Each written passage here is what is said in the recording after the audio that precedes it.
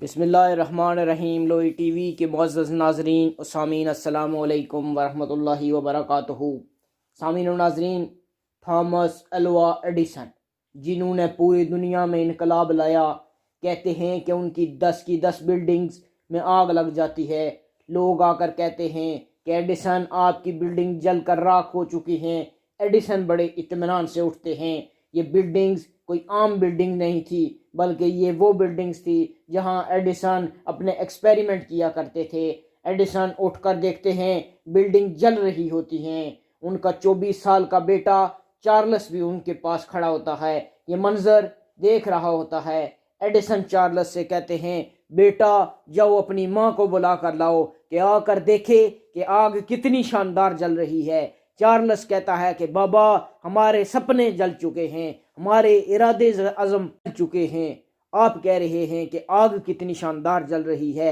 Edison کہتا ہے کہ ہاں بیٹا، آج ہمارے خواب جل چکے ہیں، لیکن آج ہماری غلطیاں بھی جل چکی ہیں۔ سامعین و ناظرین، اگلے دن نیو یارک ٹائم کا رپورٹر آتا ہے، آ کر پوچھتا ہے، سر آپ کی ساری بلڈنگز جل کر راکھ ہو چکی ہے، آپ کیا کہتے ہیں؟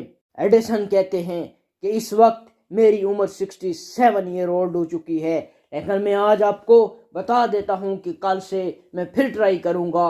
آئی will try again, I will try again. جو بار بار کوشش کرتے ہیں نا، کامیابی انہی کا مقدر میں لکھی جاتی ہے۔ یاد رکھنا، ہر ناکامی اپنے اندر کامیابی کے راز رکھتی ہے۔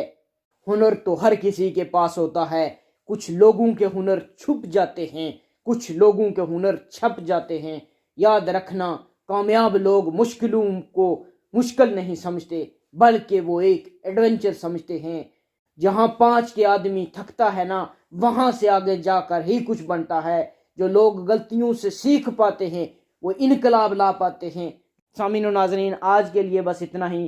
آج کی بات کا لب لباب یہ ہے کہ ہمیں کبھی بھی ہار نہیں ماننی چاہیے۔ ہمیں try again until success. Thank you very much.